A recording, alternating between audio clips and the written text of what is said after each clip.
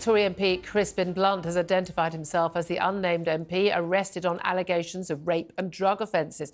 He wrote in a Twitter post last night, "It has been reported that an MP was arrested yesterday in connection with an allegation of rape. I am confirming that MP was me. The fact of the arrest requires a formal notification of the Speaker and then my Chief Whip. I have now been interviewed twice in connection with this incident. The first time 3 weeks ago, when I initially reported my concern over extortion. The second time was earlier this morning under caution following arrest. The arrest was unnecessary as I remain ready to cooperate fully with the investigation that I'm confident will end without charge. I do not intend to say anything further on this matter until the police have completed their inquiries." Crispin Blunt has since had the Tory whip suspended and has been asked to stay away from the parliamentary estate. Well, joining me now to discuss this is the Sun's political columnist Trevor Kavanagh. Good afternoon to you. Hi there, Julian. Thank you so much for joining us. It does seem to me that another week goes by without another allegation being made about an MP, someone being arrested, someone being charged with convictions. We need to be very, very clear here. This is an arrest. No charges have been brought. He has denied any wrongdoing, clearly stating he was the one who raised this issue with the police 3 weeks ago. Now, we understand from some of the reports that this relates to a party, an event at his home in early September, after he and the alleged victim met online. And he obviously, in that statement, referenced possibility of extortion. How damaging is this for Crispin Blunt? How damaging is this for the party? Well, it's certainly not a good look for the Conservative Party at this point after 2 by-election defeats and the possibility of 2 or maybe more other by-elections in the offing.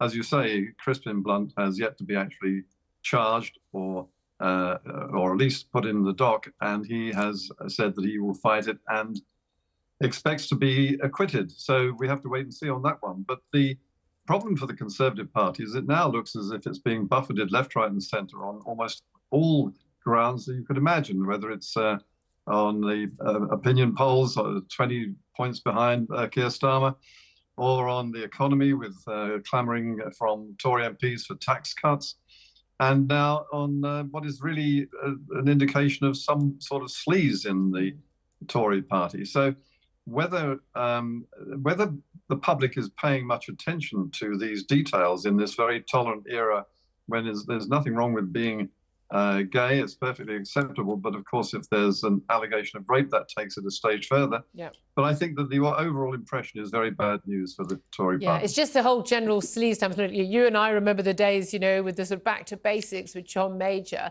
And of course, that didn't go down very well because it then became every single bit of a sexual discretion became a story. But we seem to have gone from, peccadillos and affairs or MPs who were married and then finding out that they were gay. That's no longer a story. That's people's private lives. Being gay isn't the sort of an end to your political career as it used to be, quite rightly. It's no longer that. But the allegations we're hearing, in the sort of Pestminster post Hollywood Me Too movement, they go way beyond this. But the difficulty here is a lot of them don't end in actual action, but people's careers are over. We did see, we got former Deputy Chief Whip Chris Pincher, of course. He ended up quitting the Commons. He was found to have drunkenly groped 2 men at a London members' club. Of course, that was all part of Boris Johnson's downfall. We've had Peter Bone, who's suspended from the Commons for 6 weeks this week, may well be facing a by-election after allegations that he'd bullied a member of staff as well and sort of basically opened the door while he was undressed. We've had other allegations. A Tory MP in his 50s who's arrested on suspicion of indecent assault, sexual assault, rape, abuse of position of trust and misconduct in public office.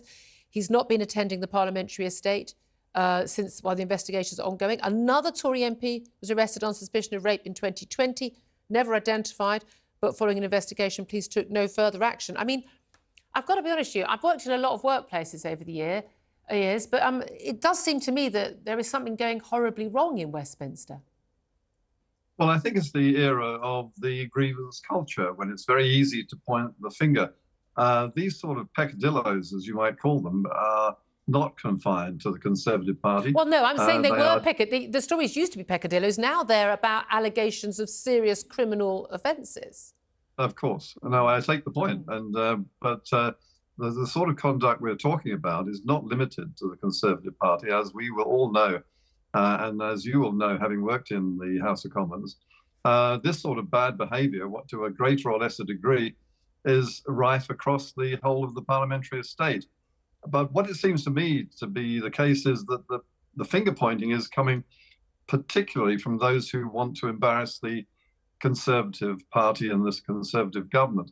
Now, this may be a bit of a conspiracy theory, but I think that they're more ready to listen and to ventilate these sort of charges against Conservatives than they are against the party which may form the next government. Well, the only thing is, I mean, these allegations, if you actually look at them across, but there have been a huge number of allegations against Labour people and Liberal Democrats as well, and indeed SNP.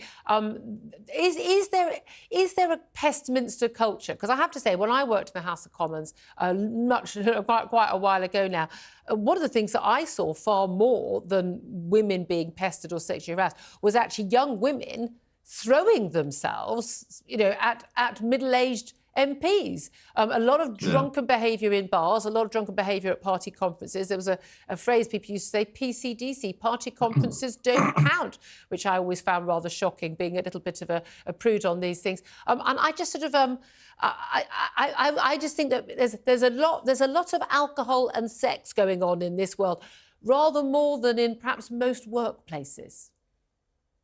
Well, I think you're right, Julia. We were in the press gallery together, and I don't think that either of us saw evidence of much more than somewhat peripheral misconduct by MPs who were often trying it on. Well, we would have written about it if not. I mean, look, I deliberately didn't write about Michael Fallon when he was a backbench Tory MP touching my knee, me having to tell him I'd punch him if he'd carried on doing it. 20 years later, the poor man lost his job as Defence Secretary because it went on the front page of The Sun.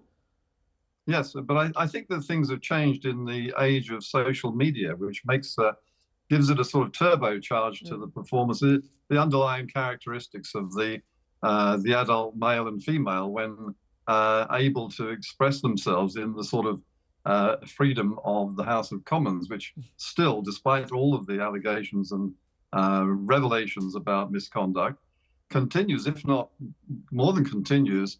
It's getting worse, not better. Very interesting you say that. Trevor, really yes, I do think it's getting worse, and I think the evidence is mounting on that scale. Very interesting to hear that. Trevor Kavanagh, columnist, former political editor for some number of years. Thank you so much for joining us. Quick thought from Sam on this. Well, very, very, very bad news for Rishi Sunak. Perhaps even worse news for Rishi Sunak than it is for Crispin Blunt. He has kept talking about, Downing Street advisors keep talking about, we're going to have a reset. There's going to be a moment where we start fighting back. And confidence hit those 5 pledges and we'll all focus on that. That's right. And every week it's just one thing after another, after another, after another. And sooner or later, the road is going to run out. And he doesn't catch a break, does he, Sunak, on that front? But again, it's interesting. Even if Crispin Blunt exonerates himself, and again, a lot of these cases don't end up going to court. And yet we do see an issue with them. The reputation is already gone. And that's the trouble with those allegations. Sam Armstrong, more from you throughout the show. We're actually going to